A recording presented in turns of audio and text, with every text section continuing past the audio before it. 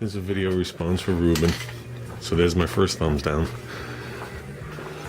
He's talking about the engine paint and primer and what to use and what not to use and stuff like that.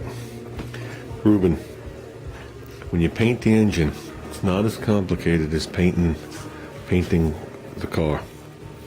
Okay, basically what you're going to do is what you're doing now. You're going to clean it till it's clean metal. You're going to go to the store, you're going to get yourself some basic automotive, not automotive primer, because automotive primer is sandable, but you're going to get some enamel engine primer. You're going to prime the engine. You're going to, or the way I do it is, you can see it in this picture here, that engine's already painted.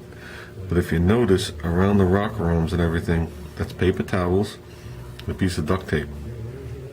Okay, and then you can see it here with the stuff off. Okay, I don't really get down into the head, but I make sure I get the head and the surface where the gasket rides, and there's a reason for that. I've seen a lot of people, they'll mask it right at that surface, paint everything, and as time goes on you see it start to peel down the side of the head. This actually encapsulates it around, and then you put the gasket on top of it. Okay, so you don't have that sharp edge of where you did it. Okay, that's one of the things I do. I like to paint the valve cover separate, depending on what kind of look you're going for. Intake separate, a couple of pieces separate. I like to see the gasket sticking through. Okay, I like the color breakup, or else it looks like the motor was just painted in a ball. But then again, that's the way the factory did it, so you got to decide what you want to do. This particular motor here was painted in pieces. Okay, but then again, the intake on this is the same color. This is the engine I was telling you about. That's done with car paint. Okay, they do not make this color in a spray can. This is 1968 AMC paint. They make 69 and newer, and 69 and newer, it's like a metallic turquoise. It's hard to explain. Totally different color. So to restore this car correctly, I had to have it mixed up in regular. I had it mixed up in regular enamel, automotive paint, and I painted it on there 15 years ago. Okay, I'm not going to tell you the car's driven all the time. You know it's not. The car's been driven in 6 years, but I did drive it a couple of years to all the shows and never had an issue. Not even around what exhaust is. So I know a lot of people that do it that way. For the situation you're in, I don't recommend it, because you really have to have that engine clean, just like it has to be clean like doing your body surface, or the stuff will come off in sheets. It might lay on there, but it'll fall off in sheets. So I recommend just going to your local auto parts store, getting regular engine enamel primer. Okay, masking off however you want to mask it off. Avoid wire wheels if you can. A lot of people make the mistake of taking the bolts, like say valve cover bolts, head bolts, whatever you have, and wire wheeling them.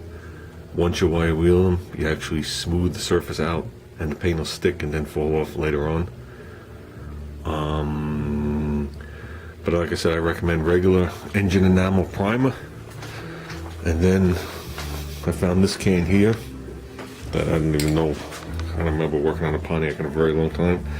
But this is regular engine enamel, and that's the plastic coat I was telling you about, the brand name. I know plastic coat's not available everywhere. My family's been using plastic coat on engines since the 70s, and we have a couple of dozen first place and best of shows in the family, so I'm not gonna put nothing past it. This stuff does come out nice, it does lay nice, it does flatten out, meaning not the sheen, meaning the texture of it. So I don't know, this can's almost full. I don't know what I did with Pontiac. I think that was when I did that guy's goat motor, that he ordered a couple of cans of Pontiac Blue, and it came in all different shades, because Pontiac makes a couple different colors, and this is probably the wrong color. So regular engine enamel primer, regular engine enamel. You already have that valve cover loose, I would go around the edge of it. I'd do the valve cover separate, I'd do the bolts separate. Or you could always do the valve cover and bolts. And if you have any scratching, you're going in easy. You can actually touch up the bolts. the distributor, the base of the distributor and things like that, you got to go cast blast. You can't go with dull aluminum. Dull aluminum is the wrong color. Cast blast. That's this. Not a good visual. It is covered with body dust. That is either cast blast or that's cast aluminum color. It is different. Dull aluminum is silver aluminum color. It's not the right color. Cast aluminum, if you blast a piece and put them side by side, they're very close depending on what brand name it is. Like it's hard to tell here, but that's undone, that's done. Here they're two different, totally different colors because this is 6 years into it. When I did them, they were very similar. Okay, if you want to do something trick like I did on this, see it's textured. Those are on aluminum. Those are actually chrome valve covers. Okay, this intake manifold was actually chrome plated when I got it. It wasn't textured like aluminum like it is now.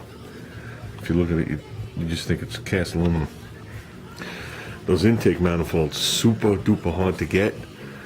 They range from $1,500 to $3,000, maybe a little more now. The one I found was chrome plated, so you got to take what you can get. There was nothing altered on it. A lot of them were altered because they are pro stock manifolds. That is an Ultra Ram. That's not a $150 wean. They were designed for the super stock cars and pro stock cars. What you do is you clean the surface like you're normally going to do. You lay a little primer down, then you put a couple of coats of this. Okay, which is like this sand paint. Now the other can I have is out in the shed. They have this in fine and textured. I'll lay a couple of coats of this down far away. If you're not looking to smooth the stuff out, you're looking to keep it rough. I stay far away, I spray it, then I'll come back with the rough stuff and give it a very light mist from far away. Then I lay my paint on it, and when it dries, it looks like it was actually a cast aluminum surface. That's been on this car now, what I say, 5-6 years. Okay, never had an issue with it. This is not the first project I've used it on. You know, all around here, this heat, never had a problem. You got the heat crossover, which is blocked off. Never had a problem anywhere in there. No discoloring anywhere. I've had these valve covers off. You can see I have brass screws holding them on. Had them off multiple times. Never had the paint come off. So, and you guys know I run this car. I run it hard. It'll get hot. I'll sit in traffic. Doesn't matter. So that's another thing, Ruben. If you want to like spruce up that valve cover and do it aluminum, that'd look really cool. But yeah, this car here is done with. This engine is done with this stuff here. A little different again. I had some sitting here. There you see. This is 69 to 74. It is a basic enamel, single stage, put in a can. Okay, because like I said, I can't walk into the store and buy, I can't go to the store and buy AMC paint. You know what I mean? That's one of the disadvantages. But I'll tell you, this stuff has stayed on there. This paint's been on there 9 years. And I retouched up some of the areas when I did the water pump last year. I had to do a water pump on it. So that's the way I'd go, Ruben. And like I said, just you'd be surprised with a little bit of plastic and a blanket when you're dealing with spraying an engine will help you with, because you're not dealing with a spray gun and you're not going to be blowing dirt all over the place. You know what I mean? You just go down and then, well, you don't have an engine compartment right now, but you just go down onto those frame rails and you just put it all there and nothing's going to spray back because it's all low pressure. So, and you should be able to get that thing looking really nice. You know what I mean?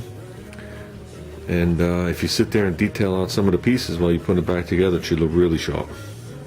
You know what I mean? Like painting the base of the distributor. Just odds and ends, like the air cleaner. Just little things. You don't got to go overboard. Just little things. Little things will go a long way. So, if you want to hook you up with some see-through clear red wires, I'll even hand them to you while the magneto's spinning.